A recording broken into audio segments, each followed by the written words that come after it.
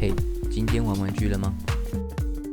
一款配件包要等将近1年呢，这个已经不是让子弹飞一回了哦。本期来看看由千纸链出品的阿玛库尼机神戒特王的配件包。光明的作品是勇者王高盖嘎 Final， 这款是2024年1月发售的同系列戒特王的专用配件包，用来呈现原作当中戒特王的各种如烟火般的绚丽飞弹，或是雷射，或是合体完昙花一现的帅气翅膀。先前同系列的始源勇者王也使用过这种配件包商法哦，而且当时是把部分的武装都给它放到配件包里去，相当的可恶。这是比较有良心的啦，单纯就是锦上添花的配件包。外合成其系列的过度炫光风格，我已经是懒得吐槽了。等离子飞翼安装就直接装在戒特的背上就完成了。戒特背后喷出来的能量飞翼，虽然说是飞翼啦，但也可以当成攻击的武器来使用哦。等离子刀安装就直接把双手插进去就好了。戒特双手喷出来的近战能量武装，也是戒特的主要攻击手段。在这一方座的状态下，可以使用的特效键有主炮位置的反中间子炮，特效键是2根为一组，共有4组哦，直接插在炮身上就可以了。后段的12个发射口，则有4组特效基座可以安装。这边的发射特效键是一组4根，另外每一根的发射特效键都有2个关节可以调整位置。戒特王的状态下就有比较多特效键可以互动啦。首先是重现原作合体完之后背后会喷发的孔雀开屏特效，这个特效是由1个基座加上13根的特效键所组成，涂装是很漂亮的多色渐层哦，零件本身也是半透明所构成。安装方式首先是要把戒特王的背包给打开，再把连接件的零件装上去。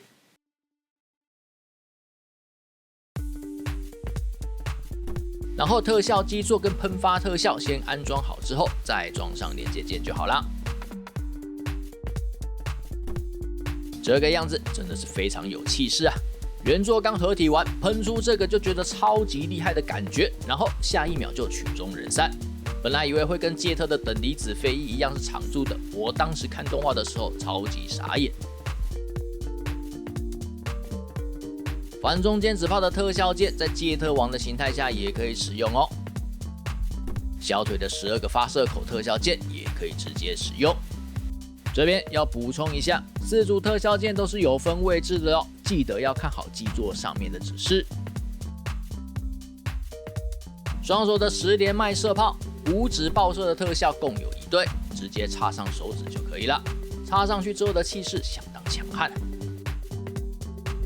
另外，本款还有新增的3处的飞弹发射特效，一个是背部用的8连发射口，先将发射孔的部件接上孔雀开屏用的连接点，然后再把对应的发射特效一共8条给装上去。连接点都有防呆的设计，发射口的根部也可以转动。每一条的特效键根部都是球形关节，也有2个可调关节。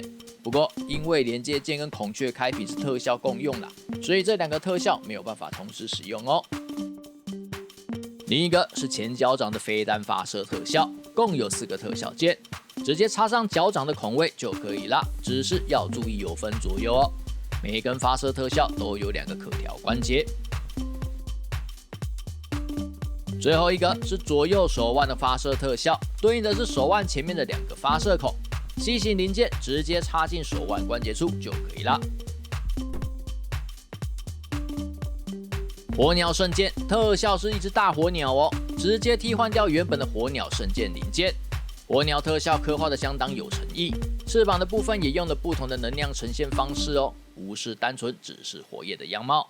不过这个特效键不但大，也有点重，装上去的时候手臂要打直哦。另外，虽然手臂有接点啦，但是那个接点太浅了，所以保持力比较差。还有附属火鸟圣剑抓回来的原种核1颗。外形刻画相当不错，尖刺看起来很刺，但其实不会太刺，可以把整颗核插在原本火鸟圣剑的前端，重现原作抓回来的样子哦。另外，本款的卖点之一就是给了一把银色大铁锤，这个是游戏里原创的招式，借用勇者王的高鲁地铁锤，然后灌输 J 宝石的能量进去之后，本来会变成金色的锤子，顿时就变成了银色。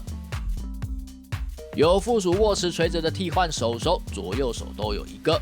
整个锤子的尺寸，我是觉得有比游戏里大把啦，毕竟游戏里的比例看起来有一点过于可爱了。另外还有附属2颗被锤出来的脑核哦，也可以重现吸附在食指还有小指之上，相当有意思。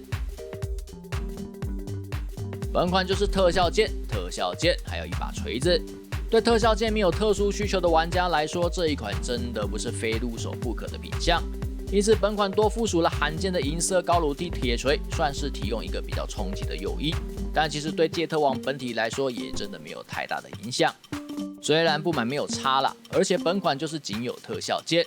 不过我认为在特效剑的部分还是有不错的表现哦。多数飞弹的发射特效都有提供关节来调整角度，这样在摆动作的时候也可以更有跃动感。更何况还有新增了几处原作没有的飞弹发射口，全部装上去之后，的确会让戒特王的可看性更高哦。当然，原本的孔雀开屏因为特效剑比较漂亮啦，单纯装那一款来摆饰也是相当引人注目的。而最强大的武装火鸟圣剑附属的巨大厚实火鸟特效，也的确有够气势，不愧是最强的招式啊！总之，本配件包真的不买没差，但有买一定是锦上添花。摆设空间足够的话，我相当推荐使用孔雀开屏哦。当然，全弹发射也是很不错啦，可惜就是不能我全都要。就这样，记得点赞、订阅、分享，拜拜。